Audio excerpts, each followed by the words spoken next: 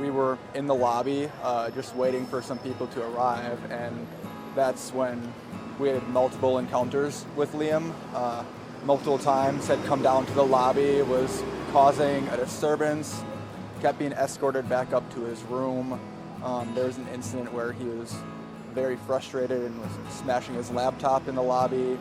And then the final time he came back down, he actually passed out in the lobby of the hotel, looked like convulsing a little bit, and had to be physically taken back up to his room. And that was about 5 minutes before the eventual incident that happened. So I was in my hotel room, 2 floors below and directly below, and saw the body fall through, looking out the window, saw the body fall, and obviously heard the aftermath and could see his body on the ground afterwards. It didn't seem real. You almost had to pinch yourself to understand and process what you were seeing, but it just was an out-of-body experience, surreal. And did you know it was him straight away? So I had a suspicion just based on the state of mind and the condition he was in earlier. I didn't know for sure, but that was my first thought. One of my friends was in the room right across the hall from him and heard very loud screaming, a lot of just almost primal noises, grunting, screaming coming from the hotel room. Heard an argument with his friend earlier in the day, but during the immediate fall, I didn't hear any noises. Liam Payne's final moments, leading up to his untimely death, have been detailed by a close source who insists that the One Direction star did not intend to die and that his tragic end could have been prevented. In what is considered the most complete account of his last hours, those close to Liam believe that a series of poor decisions and delays may have cost him his life.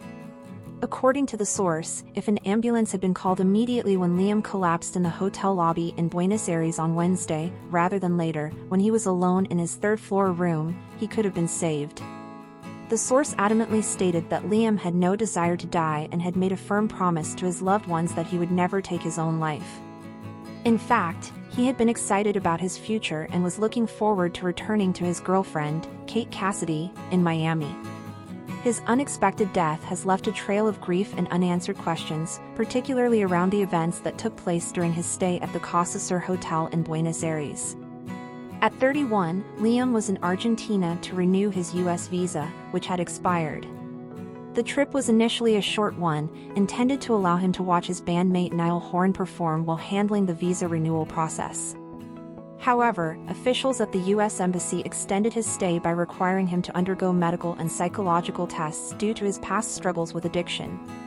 Despite his clean test results, Liam ended up spending more time in Buenos Aires than he had anticipated, leading to a growing sense of frustration and financial strain. By all accounts, Liam had been in high spirits leading up to the day of his death. He had been working on recreating his favorite One Direction track, Fireproof, on his computer, and even ordered chocolate chip cookies from a local bakery, a sign that he was indulging in simple pleasures. He was actively planning his return to Miami and was eager to reunite with Kate and their dog. However, things took a dark turn the day before his fatal fall from the third-floor balcony. According to reports, Liam had no money, and his credit cards were not working, which forced him to spend most of his time confined to his hotel room. His situation worsened after an altercation with 2 prostitutes who visited his room and left after a dispute over payment. Liam was later seen acting erratically in the hotel lobby, where he appeared to be frustrated and was even observed smashing his laptop. Despite his concerning behavior, hotel staff and others around him did not immediately intervene. Witnesses reported that Liam passed out in the hotel lobby at one point, showing signs of convulsions. Rather than calling an ambulance right away, hotel staff had Liam taken back to his room, where he was left alone. This decision has drawn sharp criticism from those close to him. The source explained that if Liam was convulsing, it should have been clear that he was in a critical condition, yet no one acted with urgency.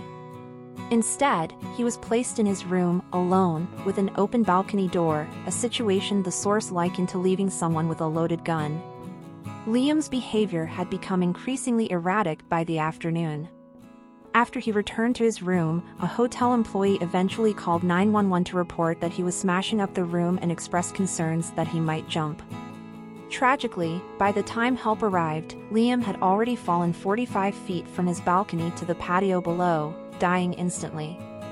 Authorities later found drugs in Liam's room, including a potent hallucinogenic known as Cristal, which is known to cause blackouts and psychotic episodes. Investigators are now probing how he obtained the drugs, given that he reportedly had no money and had passed all medical tests prior to the incident. There are unconfirmed reports suggesting that hotel staff may have been involved in supplying the drugs, and some employees may have been fired following an internal investigation. The source close to Liam is devastated by what they see as a series of preventable mistakes. They question why he was left alone in a psychotic state, and why no one intervened sooner, especially after he collapsed and convulsed in the hotel lobby. They also believe that the drugs Liam consumed were supplied to him without his full awareness of their dangerous effects, triggering a psychotic breakdown that ultimately led to his death. One of the most troubling aspects for Liam's loved ones is the fact that the narrative surrounding his death has been distorted. Some media reports have suggested that he relapsed into drug use and took his own life because of personal struggles. However, the source vehemently denies this, stating that Liam was actually in a positive place mentally and emotionally. He had made plans for the future, and he had promised his family and friends that he would never commit suicide. They believe that his death was the result of a tragic accident, exacerbated by the psychotic episode triggered by the drugs he unknowingly took.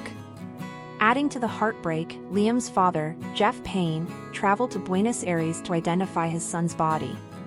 Alongside him was Paul Higgins, a longtime bodyguard for One Direction, who had been part of Liam's life for many years. The source emphasized that Liam's death should not be viewed as the result of personal despair or relapse, but rather as the tragic culmination of a series of preventable circumstances. In the aftermath, vigils have been held around the world as fans mourn the loss of the beloved singer. Yet, for those closest to Liam, the grief is compounded by the belief that his death could have been avoided. They continue to seek answers to the many questions surrounding his final hours, hoping that the ongoing investigation will reveal the truth about how he obtained the drugs and why he was left alone in such a vulnerable state. Ultimately, Liam's story is a reminder of the importance of vigilance and care, especially when dealing with someone in a fragile mental state. His loved ones are left grappling with the painful reality that one of the brightest stars in music could still be alive today if only someone had acted sooner.